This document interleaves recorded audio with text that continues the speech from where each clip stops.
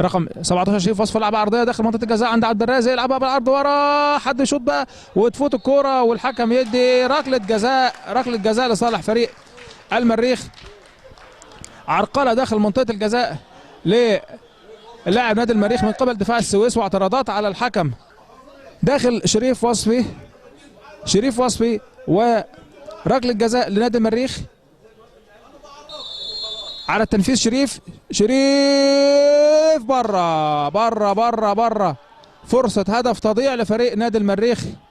احمد شوشة مرة تانية، شوشة يلعبها حلوة للقادم عبد الفتاح درجبة، يلعبها لسه فيها خطورة ويلعبها لكن هوبا، والهدف الأول لفريق منتخب السويس عن طريق اللاعب عبد الفتاح درجبة، يستغل خطأ دفاعي وخطأ من حارس المرمى مشترك بينهم هما الاثنين، ما اتكلموش مع بعض، وبعض اللاعبين في كلا الفريقين بيعملوا الإحماء والتسخين عشان اكيد هيبقى يتم الدفع بعض التغييرات. طبعا في بعض اللعيبه مستوى اللي اتلعبت، حطوا كوره حلوه قوي لعبد الواحد عبد العزيز وفاول من بره ولا من جوه؟ لا من جوه. يحتسب الحكم ركله جزاء لصالح فريق السويس.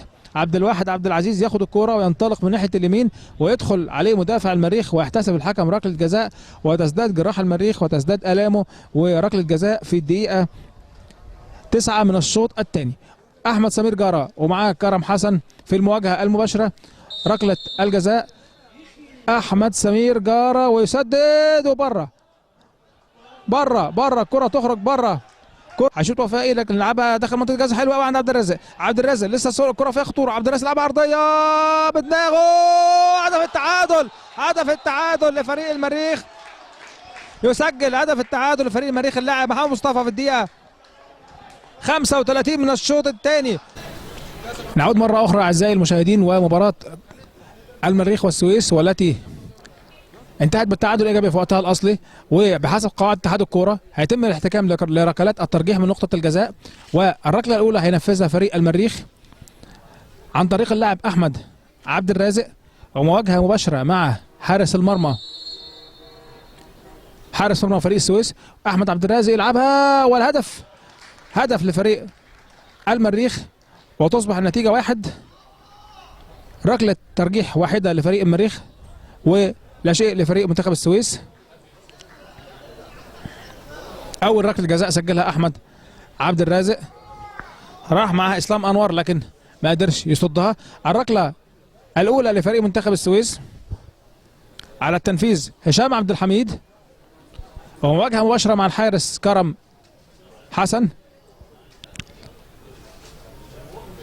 ركله الترجيح الاولى لفريق منتخب السويس هشام عبد الحميد وكرم حسن في المرمى.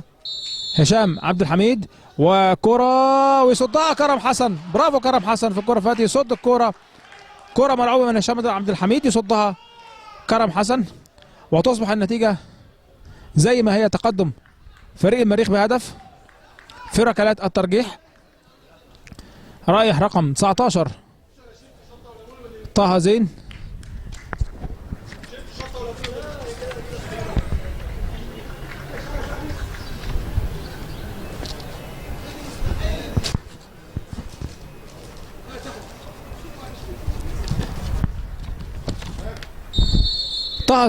والتسديده وحلوه الهدف الثاني او الركله الثانيه لفريق المريخ، وتقدم المريخ 2 ومنتخب السويس لا شيء في مجموع المباراه كامله. يبقى كده فريق المريخ 3 وفريق السويس 1. الركله الثانيه لفريق منتخب السويس على التنفيذ اللاعب رقم 8 هشام عبد الرؤوف، احد التبديلات اللي اجراها الكابتن خالد جلال في الشوط الثاني. هشام عبد الرؤوف وكرم حسن في المرمى، والمواجهه المباشره هشام عبد الرؤوف ويصدها المره الثانيه كرم حسن، يصد الكوره، يتألق كرم حسن للمره الثانيه ويصد الكوره، وتصبح النتيجه لا شيء للسويس زي ما هي، واثنين ركلتين سجلها في مرمى سجلهم فريق المريخ. طبعا الامور محتاجه يعني اعصاب، تألق من الحارس كرم حسن ويصد ركلتين جزاء من اقدام هشام عبد الحميد وهشام عبد الرؤوف. الركله الثانيه الركله الثالثه لفريق المريخ هينفذها احمد وفائي، واحمد وفائي ويحطها ويصدها المره دي اسلام انور حارس مرمى فريق منتخب السويس.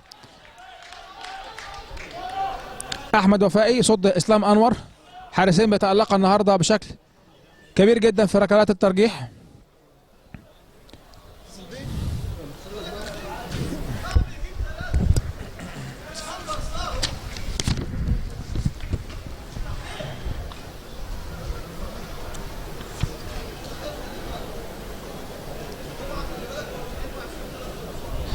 على التسديد اللاعب عبد الواحد عبد العزيز لاعب فريق منتخب السويس، مواجهه كرم حسن، وعبد الواحد يحطها ويصد كرم. برافو كرم، بيصد كرم وحسن توقع جيد جدا من كرم حسن. 3 ركلات جزاء يتصدوا من فريق منتخب السويس، و 3 ركلات جزاء يتصدوا من فريق منتخب السويس قصاد ركله تم صدها من فريق المريخ. اللاعب محمد مصطفى داخل الركله الرابعه لفريق المريخ. داخل محمد وحطها حلوه قوي، ويفوز نادي المريخ بالمباراه ويصعد الى الدور التالي بتألق الحارس كرم حسن في ركلات الترجيح بمجموع 3 اهداف مقابل هدف واحد في ركلات ترجيح، و4 اهداف مقابل هدفين في المباراة ككل. وانتهي المباراة والى اللقاء في مباراة اخرى، والسلام عليكم ورحمة الله وبركاته. معكم معلق رياضي دكتور هاني الجباس.